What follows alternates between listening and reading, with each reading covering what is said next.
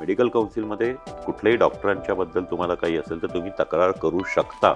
3 ते 4 वर्षांपूर्वी 25 डॉक्टरांचं पॅथॉलॉजिस्टचं रजिस्ट्रेशन सस्पेंड केलं. तो पॅथॉलॉजिस्ट शुक्रवार पेठेतल्या लॅबमध्ये त्याची सही आहे, ती वडगाव धायरीच्या याच्यामध्ये आहे, खराडीच्या लॅबवर सही आहे, कात्रजच्याही याला सही आहे. एका ठिकाणी आता हा माणूस या 5 वेगवेगळ्या ठिकाणी कसा जात असेल तर ते खोटं, आणि ती कॉपी पेस्ट सही आहे. हे जे होम सर्व्हिसेस वगैरे आहेत लॅबोरेटरी सॅम्पल कलेक्शनच्या, तर त्या फक्त जे पेशंट हलूच शकत नाहीत, बेड रिडन आहेत, त्यांच्यापर्यंतच लिमिटेड ठेवाव्या. मग त्यांनी सगळ्या रिपोर्ट दाखवले मला. तेव्हा मी जेव्हा फाईल बघितली, अरे तुला तर 2 वर्षापूर्वी. सर मी ते फक्त टेस्ट केल्या आणि फाईलमध्ये ठेवून टाकल्या. माझा मित्र म्हटला तुझे रिपोर्ट नॉर्मल आहेत. त्यांनी आपण बाहेर चप्पल स्टँड असताना तिथं त्यांनी बोर्ड लिहिलेला आहे की चप्पल आणि गुगलचे ज्ञान बाहेर बाहेर ठेवूया. अगदी म्हणजे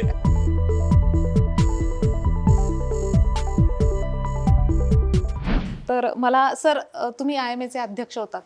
खूपदा आपण बघतो की लॅबमध्ये फसवणूक होते, म्हणजे लॅब चालकांकडून काही फसवणूक होते. तर तुमचे त्यावेळेसचे काही असे अनुभव आहेत का? आणि असं जर फसवणूक माझी होतीये किंवा कुठेतरी होताना दिसते, माझी झाली आहे, म्हणजे मी एखादा रिपोर्ट मला चुकीचा दिला गेलाय असं मला कळालं, तर मग मी काय करायला हवं? आणि अशा केसेस घडल्यात का पुण्यात? त्याचा काय अनुभव सांगा.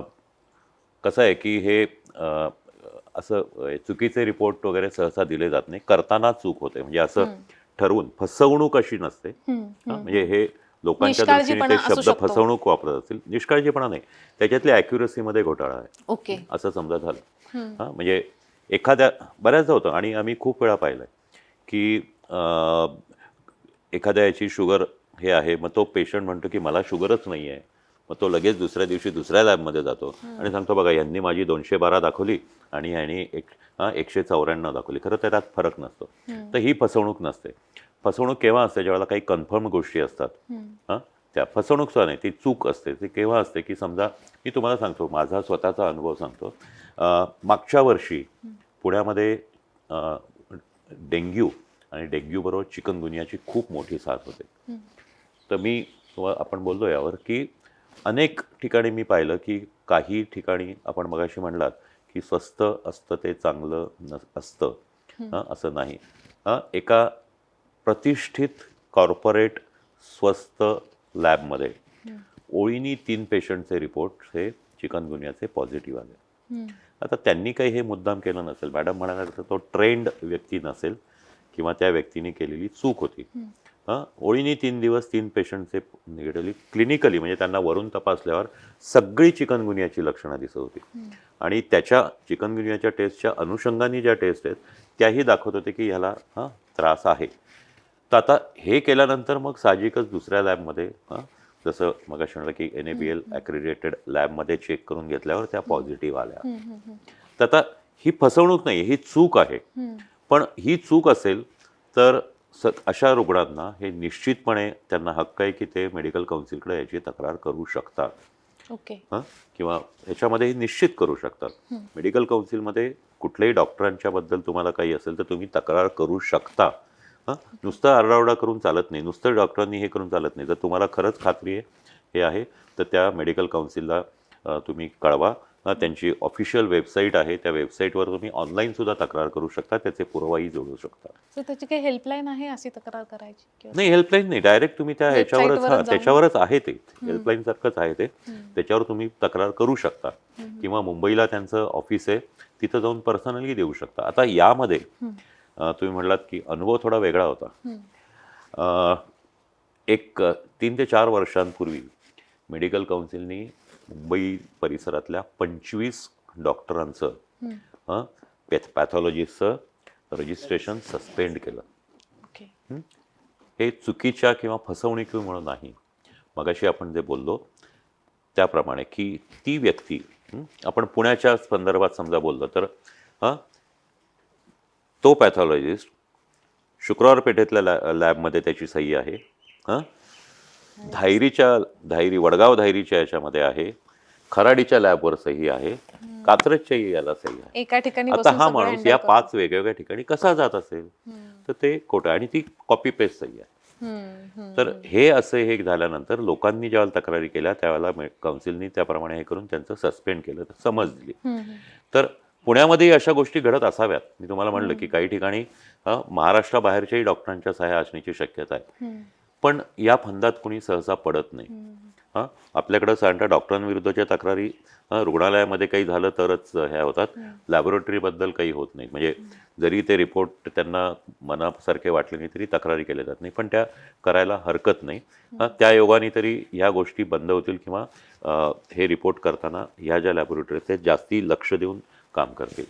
म्हणजे तुम्हाला जर एखाद्या पॅथॉलॉजी लॅबविषयी शंका असेल किंवा तुम्हाला अशी खात्री असेल की त्यांनी चुकीचा किंवा काहीतरी निष्काळजीपणा केलाय आणि तुम्हाला तक्रार करायची आहे त्याची, तर तुम्ही ती करू शकता महाराष्ट्र मेडिकल काउन्सिलच्या ऑफिशियल वेबसाईटवर जाऊन. मी एक या संदर्भात एक अत्यंत इंटरेस्टिंग गोष्ट माझ्याबरोबर घडली. मी लॅब इन्चार्ज होते आणि एका पेशंटचं सिमेन म्हणजे मुलं होत नाहीत म्हणून दोघांच्याही टेस्ट चालू होत्या. तर त्या पुरुषाचं सिमेन जे आलं त्याच्यात ते स्पर्म्स नव्हतेच. मी स्वतः ते पाहिलं, त्याच्यात म्हणजे नव्हतेच. तर तो रिपोर्ट दिल्यानंतर तो सद्गृहस्थ त्याच्या एका गुंड भावाला घेऊन आला. ऐसा हो ही नहीं सकता, ये रिपोर्ट आपने ऐसा कैसा दिया, आपने ऐसा हो ही नहीं सकता. मी म्हटलं असं करा, तुम्ही परत एक सॅम्पल द्या, आपण बघूया रिपोर्ट चुकीचा आहे का. तर सॅम्पल कशाला द्यायचं याच्यावरूनच ते भांडायला लागले. म्हटलं सॅम्पल आपण कन्फर्म करण्यासाठी घेतोय, बाकी काहीच नाही. की समजा काही चूक झाली आहे आणि तुमचा रिझल्टच चुकीचा आला आहे, हे नको व्हायला ना. तर ते मारामारी करायच्या आणि आले होते आणि नंतर घेतलेल्या सॅम्पलमध्येही रिझल्ट तोच होता. पण म्हणजे अशाही गोष्टी घडू शकतात. पेशंट रिझल्ट हे नाही करत, मान्य करायला तयार होत ऍक्सेप्टच करत नाही. आणि त्यामध्ये मग ती फसवणूक आहे असं म्हणलं हो, तर तसं नसतं. त्यामुळे ते कन्फर्म केलं पाहिजे की नक्की ही खरंच फसवणूक आहे का आपलं काही इगो आहे. लॅबमध्ये शुगरची किंवा इतर टेस्टमध्ये सुद्धा तो कालचा रिपोर्ट होता, आजचा रिपोर्ट तो थोडा पाचदानी येईल. ब्लड शुगर लेवल किंवा या बऱ्याचशा ब्लड मधल्या गोष्टी, रक्तामधल्या गोष्टी या अशा फिक्स नसतात, त्या शेअर मार्केट सारख्या खालीवरही होत असतात. याच अनुषंगाने मला असं विचारायचं की हल्ली माझा रिपोर्ट नॉर्मल आहे, तर मग आता मला डॉक्टरांकडे पुन्हा जायची गरज नाही, माझं नॉर्मल आलंय मी जातच नाही, किंवा माझा काय रिपोर्ट आलाय तो मला डॉक्टर मला 8 दिवसांनी भेटणार आहेत, त्याऐवजी मी AI ला टाकते किंवा मी गुगलवर सर्च करते की काय आहे. हे असे प्रकार मला आय एम शुअर की तुम्हा तिघांना याचे अनुभव असतील. तर असे काही भन्नाट किस्से आहेत का तुमच्याकडे की केलेले आहे आणि हे करावं का नाही करावं? खरं सांगायचं तर रिपोर्ट आपला नॉर्मल आहे की नाही हे त्या लॅबोरेटरीनी नॉर्मल लिहिलंय म्हणून तुम्ही त्याला नॉर्मल वाचलंय का, हा प्रश्न स्वतःला विचारायला पाहिजे. ज्या डॉक्टरांनी तुम्हाला त्या तपासण्या करायला सांगितल्यात त्यांच्याशी त्यांना तुम्हाला फिजिकली जाणं शक्य नसेल तर आजकाल टेलिमेडिसिन, व्हॉट्सअप कॉल म्हणा, WhatsApp communication, text message, email, कोणत्याही पद्धतीनं तुम्ही तुमचा रिपोर्ट त्यांना पाठवून त्यांच्याशी सल्लामसलत करू शकता. एक डिजिटल क्रांती म्हणूया आपण या गोष्टीला. परंतु डॉक्टरांकडनं त्याबद्दलचा इंटरप्रिटेशन किंवा सल्ला हा घ्यावा. आपण आपले निर्णय घेऊ नये. सर हे आयडियल झालं, पण असं करत नाहीत लोक, तेव्हा करत नाही तर ते त्यावेळेस फसतात सुद्धा. म्हणजे माझ्याकडे असा पेशंट आलेला आहे की जो डायबिटीस आहे, 2 वर्षापूर्वी किडनीचा सिरम क्रिएटिनिन नावाचा रिपोर्ट 2.2 होता 2 वर्षापूर्वी. नंतर तो 2 वर्षाने माझ्याकडे आला पाय सुजलेले घेऊन. अरे तुझं तर किडनीला अफेक्शन झालंय असं मी त्याला म्हटलं. काहीतरी काय सांगताय डॉक्टर, म्हटलं तपासून घ्या. मग त्यांनी सगळ्या रिपोर्ट दाखवले मला. तेव्हा मी जेव्हा फाईल बघितली, अरे तुला तर 2 वर्षापूर्वी. सर मी ते फक्त टेस्ट केल्या आणि फाईलमध्ये ठेवून टाकल्या. माझा मित्र म्हटला तुझे रिपोर्ट नॉर्मल आहेत. आणि आता मात्र तो क्रिएटिनिन 4.5 किंवा 5 घेऊन आला आणि मग तो डायलिसिसला लायक किंवा डायलिसिसच्या गरजेमध्ये आला. हे अनुभव मी खूप घेतलेले आहेत क्लिनिकमध्ये. पण त्यावेळेस मला त्या पेशंटच्या बद्दलची वाटलेली म्हणजे कीव आली आणि सहानुभूती वाटली की असं नको व्हायला होतं. पण आता घडलंय तर यापुढे मी तुला काय मदत करू शकतो, तू कृपा करून डॉक्टरांच्या सल्ल्याशिवाय काहीही गोष्टीचे निर्णय घेऊ नको अशी विनंती करणं एवढंच माझ्या हातात होतं त्यावेळेस. म्हणून सत्य महत्वाचं.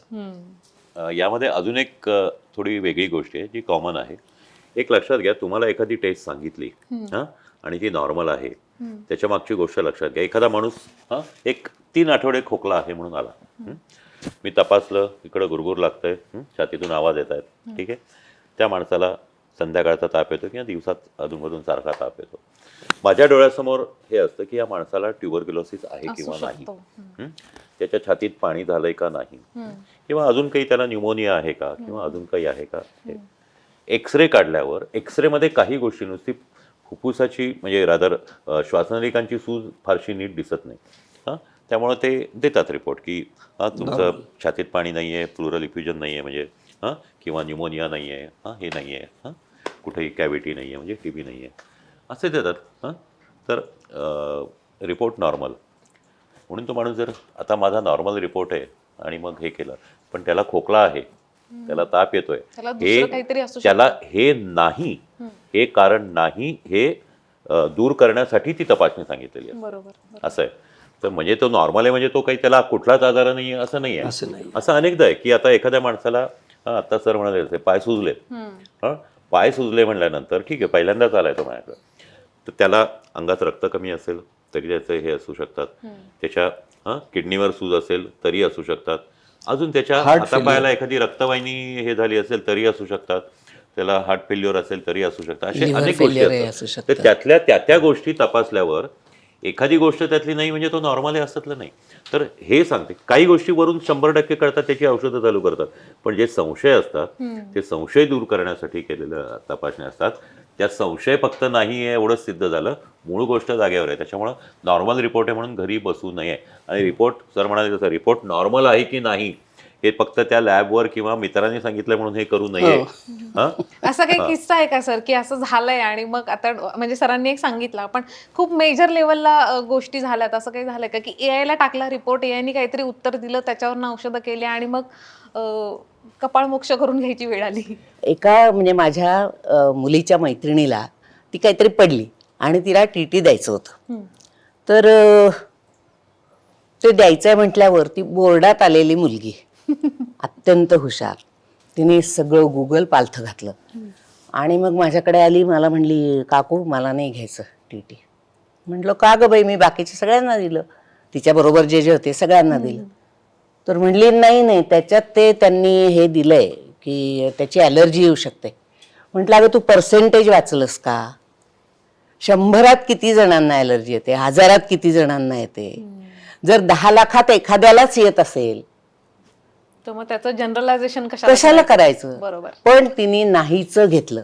त्याच्यानंतर तिला दुसरं सर्व्हायकल कॅन्सरचं HPV व्हॅक्सिन द्यायचं होतं, ते पण तिने असंच केलं.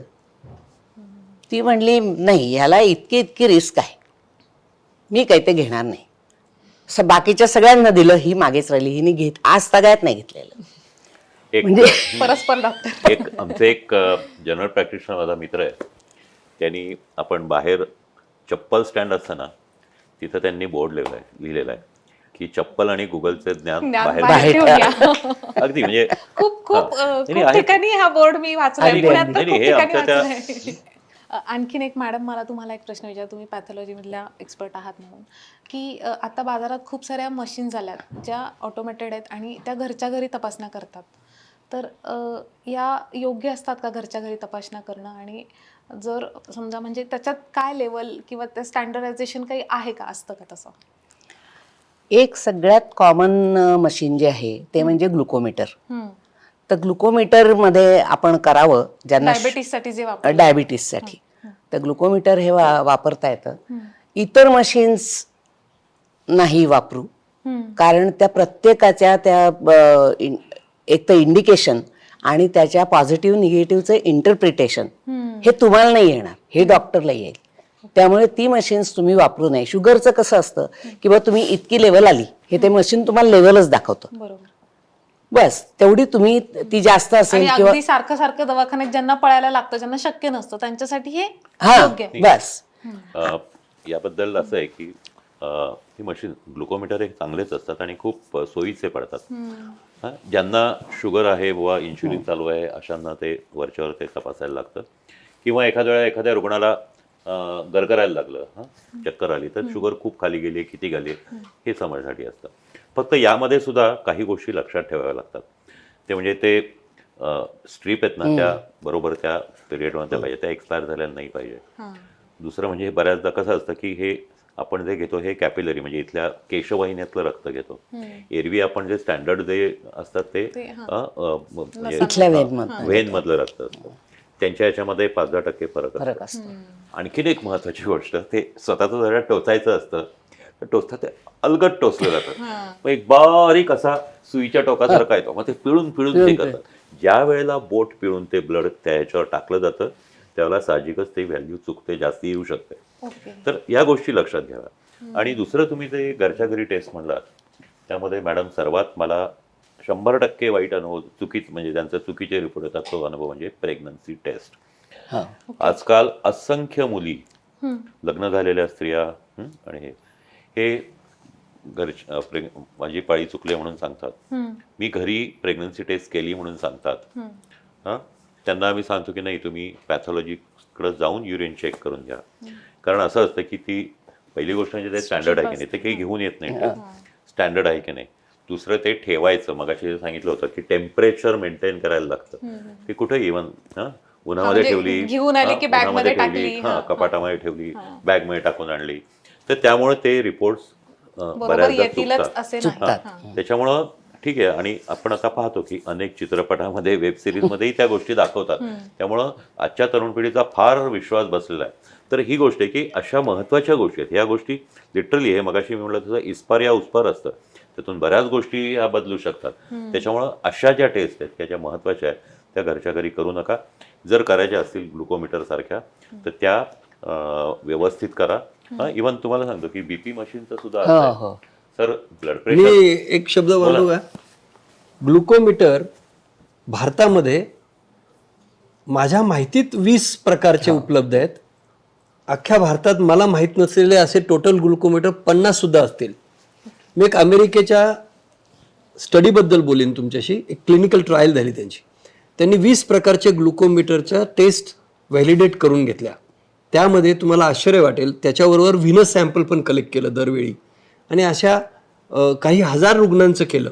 त्यातले फक्त 4 ग्लुकोमीटर त्याच्या स्ट्रिप्स आणि त्याचे रिपोर्ट हे त्या व्हिनस सॅम्पलशी कोरिलेट झाले जवळपास. आता हे जर अमेरिकेत घडू शकतं असं, तर भारताची परिस्थिती काय असेल याचा विचार आपण सर्वांनी करावा. ग्लुकोमीटर अवश्य वापरावं, कारण ते सोयीचं असतं. दिवसभराच्या कोणत्याही घटकेला तुम्हाला ती साखर तपासता येते. रात्री 2 वाजता जरी चक्कर आली, घाम आला, तर साखर तपासून नॉर्मल आहे ना बघायला लागतं, बघणं योग्य आहे. पण त्या पलीकडे CGM नावाची एक तपासणी आहे, कंटिन्युअस ग्लुकोज मॉनिटरिंग. आजकाल विराट कोहली पासून कित्येक स्पोर्ट्स पर्सननी ह्या तपासण्या वापरून एक टिकलीसारखं लावलेलं असतं इथे छोटंसं, आणि साखर सारखे तपासतात. त्याचं एक फॅड आहे. पण मधुमेही रुग्ण मात्र त्याला सांगितलं ना की CGM कर, तर तो मात्र ते टाळतो. हे फार विरोधाभास मला समाजात बघायला मिळालाय की काही स्पोर्ट्स पर्सन स्वतःहून करतात नॉर्मल ठेवण्यासाठी, बघण्यासाठी माझा फिटनेस कसा आहे, माझा व्यायाम चांगला बरोबर होतोय की नाही, साखर कमी होते की नाही, नॉर्मल राहते की नाही. आणि मधुमेही रुग्ण मात्र ते CGM लवकर स्वीकारत नाही. ते इनफॅक्ट त्याच्यासाठी नॉन इन्व्हेसिव्ह एक लावली टिकली की ती कंटिन्युअस 15 दिवस 14 दिवस त्याला साखरेचा आकडा कोणत्याही घटकेला देऊ शकते. तर हे CGM आणि ग्लुकोमीटर पारखून तपासून डॉक्टरांच्या सल्ल्यानुसार घ्यावं. कारण कित्येक ग्लुकोमीटर घेऊन बंद पडलेले आहेत कित्येक घरांमध्ये. पट्ट्याच संपल्यात, पट्ट्याच मिळत नाहीत, सेलच नाही आहेत, बंद पडले मीटर, असं झालेलं आहे. तसंच home monitoring of blood pressure हे आम्ही रुग्णांना अवश्य करायला सांगतो. एक हायपरटेन्शन प्रकार आहे, ब्लड प्रेशरचा असा एक प्रकार आहे की डॉक्टरांच्या केबिनमध्ये गेलं की ब्लड प्रेशर आहे असं दिसतं. त्याला व्हाईट कोट हायपरटेन्शन असं म्हणतात. म्हणजे डॉक्टरांच्या प्रेझेन्समुळे ते ब्लड प्रेशर जास्त आहे.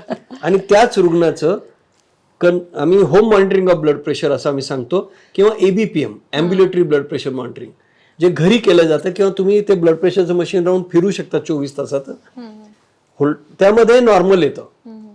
तर अशा प्रकारच्या डायग्नोस्टिक डायलेमामध्ये व्हाईट कोट हायपरटेन्शन डायग्नोज करण्यामध्ये ॲम्ब्युलेटरी ब्लड प्रेशर किंवा घरी रक्तदाब तपासणं हे फायदेशीर ठरू शकतं. ओके.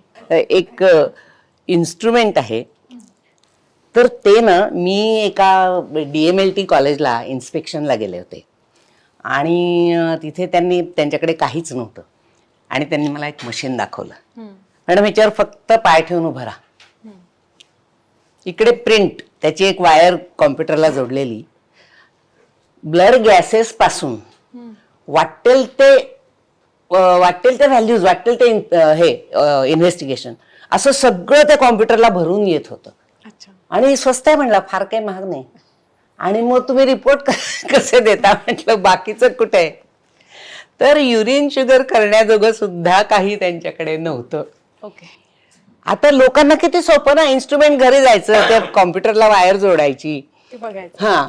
आणि दुसरं, या आता हे जे ग्लुकोमीटर आहे, ब्लड प्रेशरचं ॲपरेटस आहे, यांना हे जे बॅटरीवर चालतात ना, त्यांच्या बॅटरीचं मॉनिटरिंग व्हायला लागतं. कारण बॅटरी कमी झाली की तुमचं मशीन वाटेल त्या व्हॅल्यूज दाखवतं. अच्छा, म्हणजे चुकीचे रिपोर्ट चुकीचे रिपोर्ट. बरोबर आहे. तुम्हाला हे मला दोन्ही इन्स्ट्रुमेंटला झालं, ग्लुकोमीटरला पण आणि बीपी ॲपरेटसला पण. बीपीच्या मशीन मध्ये अजून एक गोष्ट, एक दोन गोष्टी अशा आहेत की तुम्ही जर पाहिलं तर ती जी मशीन्स असतात त्याच्यावर डाव्या हातावर तपासायचं का उजव्या हातावर तपासायचं अशी वेगळी मशीन्स आहेत. ओके.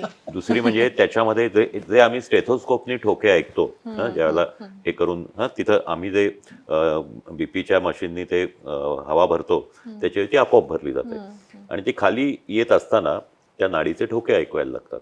तर ते ऐकून आम्ही जे स्टेथोस्कोपनी ऐकतो ते त्याच्यासाठी एक सेन्सर बसवलेला असतो आणि तो कुठं आहे ते दिलेलं असतं. ती जागा जिथं आम्ही स्टेथोस्कोप टेकवतो तिथं जी मोठी रक्तवाहिनी असते तिच्यावर तो यायला पाहिजे. आता डॉक्टरला तपासताना ते माहिती असतं, आम्हाला तो झोपेत सुद्धा तो बरोबर तिथंच जाणार स्टेथो, पण ते दुसरीकडे सरकलं जातं. मॅडम म्हणाले तसं त्याच्या हेही बॅटरीजही गेलेल्या असतात. म्हणजे ते वापरताना त्याची हा. पूर्ण माहिती घेऊन ते आणि- वापरलं पाहिजे. हा. आणि वैद्यकीय शास्त्राप्रमाणे पाऱ्याचं जे बीपी ॲपरेटस असतं ते गोल्ड स्टँडर्ड, म्हणजे ते जास्ती अधिकृत मानलं जातं. याच्यामध्ये थोडाफार फरक असू शकतो, ऍक्सेप्टेबल. तर माझं एक असं सांगणं आहे की तुम्ही वापरा जरूर, फक्त या गोष्टी लक्षात घ्या आणि किमान सुरुवातीला एकदा आणि अधूनमधून एकदा तुम्ही ते मशीन डॉक्टरांकडे घेऊन जा, त्याच्यावर एकदा तपासून Validate घ्या करून घ्या. आणि डॉक्टरांच्या ह्याच्यामध्ये काही फरक आहे का हे बघून घ्या. दुसरं एक अजून महत्वाचं मशीन जे आहे की जे कोविडच्या काळामध्ये खूप वापरलं गेलं ते म्हणजे पल्स ऑक्सिमीटर. हो. त्यामध्ये तो कसा लावायचा, तेही माहिती ते नसतं. कसं बटन दाबायचं आणि त्यातले सेल, या गोष्टी न पाळल्यामुळं काही म्हणजे काय वाटेल वाटेल माझ्याकडं ते लोक असे आहो, माझं सकाळी 45 होतं ऑक्सिजन असेही लोक आलेले आहेत आणि प्रत्यक्षात ते 94-95 किंवा त्याच्याही पुढे असायचं. तर सांगायचा मुद्दा असा की टेस्ट व्यवस्थित करा, ते समजून घ्या, हवं तर अधूनमधून ते डॉक्टरांकडे जाऊन तपासून घ्या आपलं मशीन बरोबर आहे का. वापरायला हरकत नाही, फक्त ते चांगल्या कंपन्यांचं चांगल्या गोष्टी वापरा. आणि त्याहीपेक्षा महत्वाचं, आता मॅडम म्हणाल्या तशा अनेक गोष्टी आलेल्या आहेत की ECG मशीनवर आपल्या मोबाईलवर ते एक ऍप येतं, ते तुम्ही इथं लावलं की तुमचा ECG येतो आणि मग तुम्ही तो डॉक्टरांना पाठवायचा आणि हे करा. ठीक आहे, हे आहे असं एक चांगल्या प्रकारचं हे आहे, पण त्याच्या नादी फारसं लागू नका, कारण ती प्रत्येक ही गोष्ट चांगली Validation असेलच असं नाही. व्हॅलिडेशन. प्रत्येक ते गोष्टी आता काही ऍप आलेत की जे मोबाईल मध्ये असतात आणि मग तुम्ही किती पावलं, किती तुमचा हार्ट रेट आहे वगैरे सगळंच देतात. स्ट्रावा हा, किंवा असं काही आहेत. पेडोमीटर तुम्ही चालल्यावर तुमचं किती पावलं चाललात, ते किती किलोमीटर झाले, किती तुमचे मिनिटं किती झाले. calories कॅलरीज कमी किती झाल्या. बर्न झाल्या. किती बंद पण झाले. ते खरं असतं का? नाही, ते पण कसं ते आहे, फॉर्म्युलावर असतं सांगते, ते. मी पिडोमीटर वापरते हो. मोबाईल मधलं. तर त्या म्हणजे थोडा वेळ चाललं ना की समजा चालता चालता ते असं लागलं आपल्या अंगाला, तर त्याचं स्टॉपचं बटन दाबलं जातं आणि ते स्टॉप होतं. ओके. आणि पुन्हा ऑन पण होतं. नाही, आपल्याला कळत नाही, आपण 1 किलोमीटर पुढे गेल्यावर बघतो हे कधी स्टॉप झालं. ठीक आहे, याच्यामध्ये ना पावलं बरोबर मोजली जातात, त्यामुळे पावलांचं फक्त ते तुम्ही ज्यावेळेला चालण्याचा व्यायाम सुरू करता तेव्हा ऑन करा, संपलं की ते बंद करा. कारण मागं माझ्याकडून एकदा असं राहिलं होतं, मी घरामध्ये दिवसभरात किती चाललो, दवाखान्यात किती चाललो हे सुद्धा मोजलं गेलं. सांगायचा मुद्दा असा, किती पावलं जातात ते बरोबर मोजलं जातं, त्याचे किती किलोमीटर झाले हे अंदाज येतो, कारण प्रत्येकाचं पाऊल टाकण्याचा अंदाज थोडंफार ढांग कमी केवढी असू आहे शकतो. तुमची त्याच्यावर आहे ना. त्याच्यामुळे ते किलोमीटर किती चाललंय तेही येतं, किती वेळात चाललंय त्याच्यावरून तुमचा स्पीड येतं, इथपर्यंत सगळं बरं असतं. पुढचं जे ते फॉर्म्युला केलेले असतात ते फॉर्म्युले हे मोस्टली वेस्टर्न कंट्रीज आणि अमेरिकन लोकांच्या ह्याच्यावर असतात. त्याच्यामुळे त्याच्यात बंद झालेल्या कॅलरीकडे लक्ष देऊ नका. इव्हन आपल्या ज्या सायकली असतात किंवा ट्रेडमिल असतात त्याच्यावरही ते येत असतं. तर ते काही फारसं मनावर घेत जाऊ नका किंवा त्या पक्क्या मानत जाऊ नका. म्हणजे सिरियस डिसीजच्या वेळी डॉक्टरच महत्वाचं आहे. तुम्हाला जनरल माहिती घ्यायची असेल तर अशी उपकरणं वापरू शकता तुम्ही असं. म्हणजे कसं आहे, ॲलोपॅथीची औषधं आहेतच, पण आधी 3 दिवस ताप येतोच आहे, खोकला येतोच आहे, तरी आजीबाईचा बटवा तुम्ही वापरताच आहात. आणि मग अगदी आता सिटी स्कॅनवर तुम्हाला श्वासच घेता येत नाहीये, तोपर्यंत तुम्ही थांबलायत त्या बटव्यावर, हे काही योग्य नाही. बरोबर. ज्या क्षणी तुम्हाला असं वाटतं की 3 दिवस झाले, अजून काही आपला धाप थांबली नाही, आपला खोकला थांबला नाही, तर डॉक्टरकडे गेलं पाहिजे. एवढा कॉमन सेन्स आपल्याला असावा लागेल. सध्याच्या या थंडीच्या दिवसामध्ये एक परवा मी मेसेज वाचला की सर्दी झाली आहे, नाक गळतंय, म्हणजे तुम्हाला अझिथ्रोमायसिनची डेफिशियन्सी आहे असा गैरसमज करू नका. म्हणजे सरळ जाऊन ओव्हर दी काउंटर अझिथ्रोमायसिन आणायची आणि ती खायची, असं कित्येक रुग्ण करतात. आणि त्यामुळे अँटीबायोटिक रेझिस्टन्स नावाचा भाग आपल्या समाजामध्ये खूप फोफावतोय, वाढतोय. तर म्हणून डॉक्टर हा तुमचा मित्र आहे, तुमचा साथीदार आहे. आणि सर्वच डॉक्टर वाईट असतात किंवा सर्वच लॅबोरेटरी वाईट असतात असं नाहीये. पारखून घ्या, समजून घ्या. प्रत्येकाकडे समजण्याची कुवत आहे. आणि ऑफकोर्स अनुभव ही शिदोरी आहेच. त्यामुळे प्रत्येक गोष्टीला वाईट नजरेने न बघता त्याची पारखून घेऊन तुम्ही स्वतःची काळजी घ्या आरोग्याची, हे मला मुद्दाम मेन्शन करायचं. आता आपला पुढचा सेगमेंट आहे की चुकी बरोबर. फक्त एका शब्दात सांगायचं, मी एका लाईनीने तुमच्याकडे येईल. स्वस्त टेस्ट म्हणजे चुकीचा रिपोर्ट. चूक. सगळे डॉक्टर कट प्रॅक्टिस घेतात. चूक. पॅकेजमध्ये टेस्ट केल्या तर स्वस्त पडतात. अजिबात नाही, चूक. स्टँडर्ड लॅब म्हणजे योग्य रिपोर्ट. स्टँडर्ड लॅब म्हणजे योग्य रिपोर्ट, बरोबर आहे. चाचण्या करणे हा केवळ पैशांचा अपव्यय आहे. डॉक्टर अनावश्यक चाचण्या सांगतात. चूक. आता पुन्हा एका शब्दातच दुसरा सेगमेंट आहे आपला, करावे की करू नये. घरच्या घरी मशीन आणून टेस्ट कराव्यात की नाही. मनाने करू नयेत, सांगितल्यावरच कराव्यात. त्याच्यामुळं या पद्धतीनेच करायला लागतं ते. डॉक्टरांनी सांगितलेले नसताना टेस्ट कराव्यात की नाही. स्क्रीनिंगसाठी जरूर कराव्या, मोजक्या कराव्या, काय करतोय हे चापसून घ्यावं आणि त्याचे रिपोर्ट आपल्या डॉक्टरांकडनं समजून घ्यावे. टेस्टचे रिपोर्ट बघून घरच्या घरी उपाय करावेत की नाही. अजिबात नाही. टेस्टचे रिपोर्ट नॉर्मल असतील तर परत डॉक्टरांकडे जाण्याची गरज नाही. जायलाच पाहिजे. टेस्टसाठी घरपोच सेवा देणारे होम कलेक्शनवर विश्वास ठेवावा की नाही. काही चांगल्या लॅबोरेटरी घरपोच सेवा रुग्णाच्या शारीरिक परिस्थितीसाठी देतात, त्या योग्य आहेत. वयस्कर 80 वर्षाच्या गृहस्थाला जर अशी सेवेची गरज असेल तर ती अवश्य घ्यावी. टेस्ट रिपोर्ट आल्यावर त्याविषयीची माहिती गुगल किंवा AI वर शोधावी का. अजिबात नाही. आता आपण सेगमेंटच्या शेवटाकडे आलेलो आहोत. या डॉक्टरांना 30-30, 40-40 वर्षांचा अनुभव आहे. त्यांना विचारायचंय की तुम्हाला ज्या टेस्टविषयी पेशंटला काय सांगायचं. म्हणजे आजवर अनेक लोक तुमच्याकडनं टेस्ट करून गेलेली आहेत, अनेक अनुभव तुम्ही घेतलेले आहेत. तर एक जनरल स्टेटमेंट किंवा जनरलायझेशन म्हणून तुम्ही काय सांगाल की ह्या करा किंवा करू नका किंवा ह्या गोष्टी पाळा. ज्या जनरल चुका होतात खूप जास्त, तर त्या कशा कमी करता येतील हे आपण त्यांच्याकडनं समजून घेऊ एकेका वाक्यात. टेस्ट हे डॉक्टरांना आणि पेशंटला संज्ञान करण्यासाठी आरोग्याबद्दल असतात. त्या अवश्य कराव्या. फक्त त्याचा आपल्या मर्जीप्रमाणे उपयोग करू नये आणि आपल्या मर्जीप्रमाणे इंटरप्रिटेशन न करता डॉक्टरांच्या सल्ल्यानुसारच त्याचं इंटरप्रिटेशन आणि आपल्या स्वतःच्या आरोग्यासाठी वापर करून आपलं जीवन अधिक आनंददायी बनवावं. कोणाही डॉक्टरला स्वतःच्या आयुष्याचा एकही दिवस वाढवता आलेला नाहीये. त्यामुळे क्वालिटी ऑफ लाईफ चांगलं असावं यासाठी डॉक्टर झगडत असतात. आणि लॅबोरेटरी टेस्ट या तुमच्या फायद्यासाठी आहेत, हे कायम लक्षात ठेवा. मुख्य म्हणजे हे जे होम सर्व्हिसेस वगैरे आहेत लॅबोरेटरी सॅम्पल कलेक्शनच्या, तर त्या फक्त जे पेशंट हलूच शकत नाहीत, बेड रिडन आहेत, त्यांच्यापर्यंतच लिमिटेड ठेवाव्या. त्याचं कारण असं की सॅम्पल कलेक्शन झाल्यावर, आता इथनं झालं सॅम्पल कलेक्शन, A प्लेसमधनं झालं, मग तो B कॉलनीत गेला, मग C कॉलनीत गेला, इतकं सगळं कलेक्शन होऊन तो जेव्हा ह्याला जातो, लॅबोरेटरीला जातो, तोपर्यंत ते सॅम्पल, पहिलं जे सॅम्पल घेतलेलं असतं त्याचा वेळ निघून जातो.